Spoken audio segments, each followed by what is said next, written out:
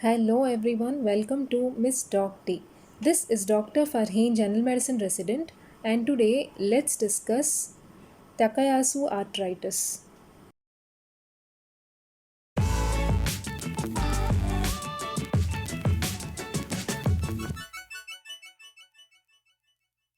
So this topic is important for PG entrance examination and we'll start with a question. A 13-year-old boy presents to pediatric emergency with seizures. Blood pressure in upper extremity was 200 by 140 millimeters of mercury and femoral pulses were not palpable, the most likely diagnosis. So, Takayasu arthritis is also known as the pulseless disease, and it is an inflammatory and a stenotic disease of medium to large sized arteries with strong predilection to aortic arch and its branches. So, here medium to large size arteries are involved, especially the aortic arch and its branches, and so Takayasu arthritis is a large vessel vasculitis, just like Jain cell arthritis. It is commonly seen in young women, but it is also seen in men. So remember, young age group is commonly involved.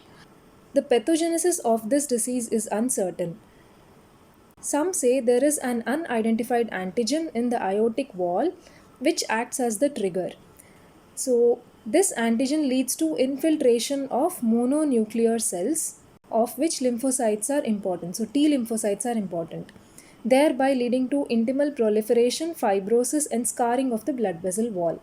So because of this, stenosis occurs leading to occlusion of the blood vessel, and also scarring and fibrosis will damage the blood vessel wall leading to dilation and aneurysm formation.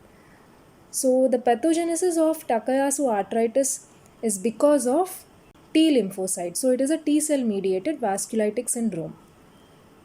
So, also remember here that Jain cell arthritis and Takayasu arthritis both are T cell mediated vasculitic syndromes.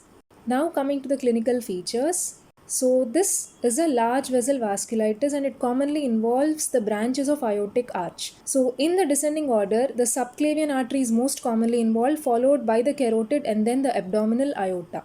Now, when the subclavian artery is involved, because this artery supplies the arm, it leads to arm claudication, absent radial pulse, and Raynaud's phenomenon. Involvement of carotid artery leads to syncope, transient ischemic attacks, and visual disturbances because carotid artery supplies the central nervous system.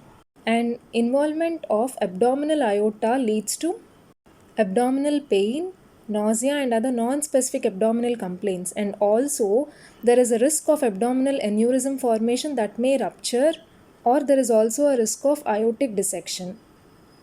Involvement of renal artery leads to hypertension and renal insufficiency. So, these are the clinical features of Takayasu arthritis. Now, like this disease causes stenosis of the blood vessel wall, this stenosis can cause absent peripheral pulsations. So, this absent peripheral pulses is a very important clue in the diagnosis of this disease.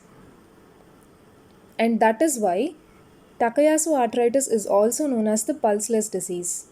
Also, the stenosis causes differences in the blood pressures in different limbs, also leads to arterial bruit. Now, diagnosis of Takayasu arthritis. So, first thing is to look clinically. The symptoms usually occur in younger age group and women are more commonly involved, but it can also be seen in men.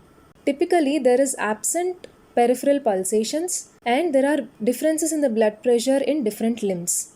Also, the patient can present with severe hypertension, which indicates renal artery stenosis. So, this is the clinical picture of Takayasu arthritis. Next is to look at an arteriography, especially of the aortic arch and its branches, where you can see stenosis of the large arteries, or there may also be aneurysm formation.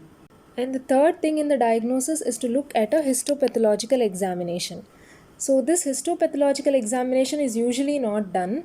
It is not preferred because it is very difficult to take a section from large arteries, and also because just the clinical features and arteriography can easily give the diagnosis. So, histopathological examination is not needed here. Coming to the treatment part, a combination of steroid and a steroid sparing agent is given. Prednisone 40 to 60 milligrams per day is given for 1 month, followed by tapering. Steroid sparing agent which is preferred is methotrexate in a dose of 20 to 25 milligrams per week. Now, if the artery has already undergone stenosis, then medical treatment is not sufficient. So, surgical interventions are required if there are stenosed arteries. So, this includes arterioplasty with stent graft replacement. Now, let's look at the points to remember to solve an MCQ. So, first thing is that this Takayasu arteritis involves medium to large size arteries, and so it is a large vessel vasculitis. And it has a strong predilection to aortic arch and its branches. The pathogenesis is typically because of T lymphocytes, just like giant cell arteritis, and it can cause both stenosis as well as aneurysm in the blood vessel wall.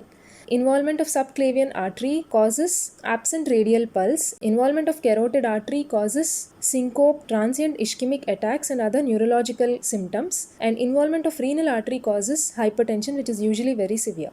So, absent peripheral pulsations is a very important point to remember in Takayasu arteritis. In case an image-based question is given, just remember that a picture of an aortic arch showing stenosed branches in a young patient usually indicates Takayasu arteritis.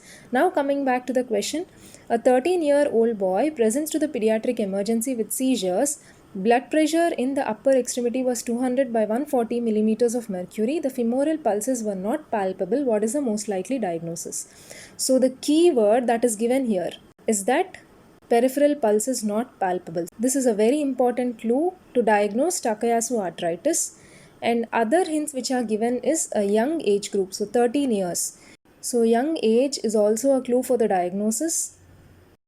And like I said, it is commonly seen in females, but males are also involved. So remember that Takayasu arteritis presentation can be given in men also.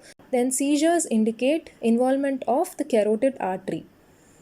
And a very high blood pressure of 200 by 140 millimeters of mercury suggests renal artery stenosis. So now you can see that there is stenosis of many large arteries. So carotid artery is involved, the renal artery is involved, and also absent peripheral pulsations, and that too in a younger age group, indicates Takayasu arteritis. So this is the complete picture of what we have discussed. That's all for today. Thanks for watching. Hope you liked it. Let's meet again with another new topic. Till then, just take care, be happy, and stay safe.